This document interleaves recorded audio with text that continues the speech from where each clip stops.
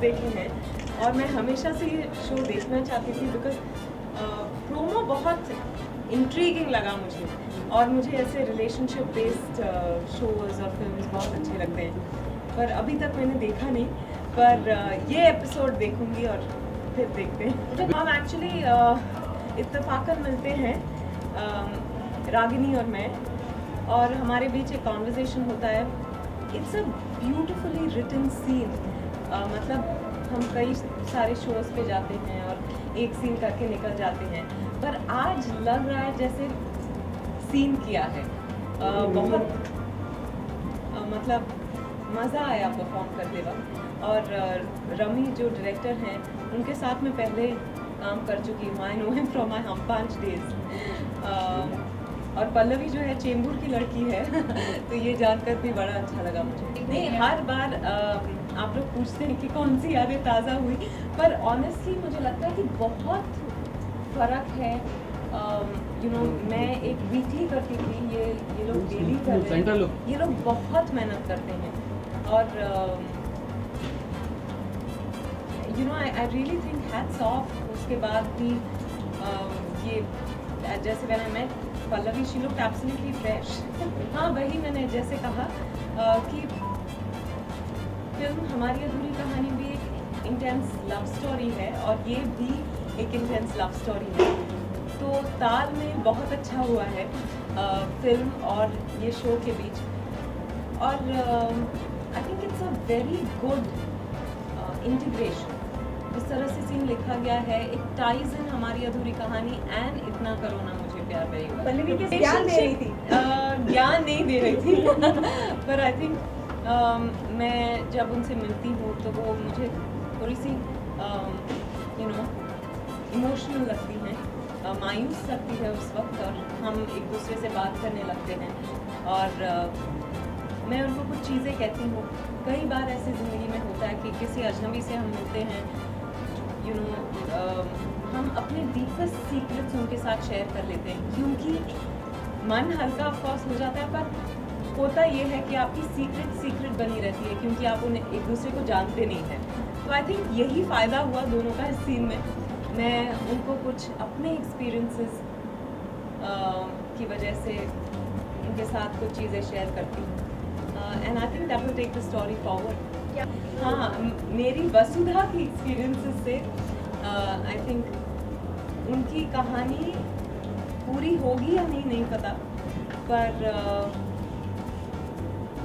या I hope अधूरी ना रह जाए। नहीं, उनकी आज जो उन्होंने साड़ी पहनी है वो मुझे अच्छी लगी मैं उनको बस देख रही थी। मैं कहीं भी अच्छी साड़ी देख लेती हूँ तो मैं ज़रूर कॉम्प्लीमेंट करती हूँ, पूछ लेती हूँ कहाँ से लिया आपने वगैरह। पल्लवी से अब तक पूछने का मौका नहीं मिला है, पर मैं पूछूँगी। आज भी शायद ही पुरुष प्रधान समाज रहा है आज तक, शायद समाज बदल रहा है, महिला प्रधान होने वाली है, इसीलिए टीवी पर और फिल्मों में आपको वो नजर आ रहा है। आई थिंक पर टेलीविजन पे I believe actresses get paid extremely well and that's great, absolutely. फिल्मों में बहुत अंतर है, पर मुझे यकीन है कि आने वाले वक्त में वो अंतर कम होता जाएगा। हम लोग उसके लिए लड़ेंगे ज़रूर। फिर डर्टी पिक्चर की, और जैसे आपने कहा कि इंटीग्रेशन के लिए वो गीता के शो में इनवेरिएबली मैं आती हूँ। अच्छा लगता है, उनकी शोज़ अलग होती हैं और बहुत पॉपुलर भी होती हैं, तो सबका फायदा होता है। पल्लवी नहीं क्यों पोस्ट करने की जरूरत है। मैं जो तारीफ थी उनसे आते ही मिलके ही मैंने कह दिया कि she is one of my most favourite actresses. I was telling them that we're both from Chembur, तो वो कनेक्शन है हमारे बीच। आपने इनकी फिल्में देखी?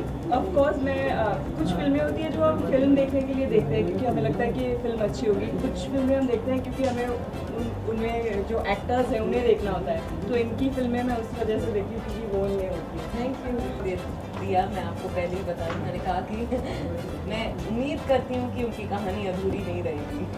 Thank you. But I'm happy I got to meet actually Ronit से कभी कभार मुलाकात हो जाती है सोशली, so हाँ, मैंने देखा है और उसमें जो गाना है वो मैं कल रात से वही मेरे दिमाग में घूम रहा है। मैंने इनसे कहा so I wish you all the love. इनकी जो फिल्में होती है ये इनकी वजह से probably there a big success, so I am hoping that this one also so thanks. Actually मैं सिर्फ एक्टर बनना चाहती थी, इसके आगे मुझे ना कुछ पता था ना कुछ खबर थी, बस वो चाह थी और I think step by step I kept moving ahead, God's grace और बहुत लोगों का आशीर्वाद है।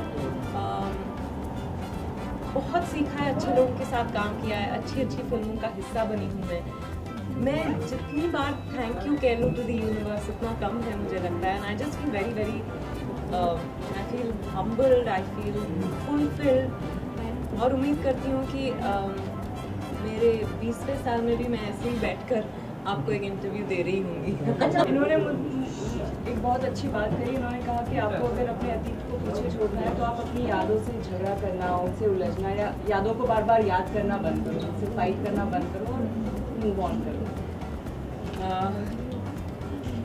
मैं तो यही कहूँगी कि मर्द उसूल बना लेते हैं प्यार में, पर उसूलों से प्यार नहीं चलता।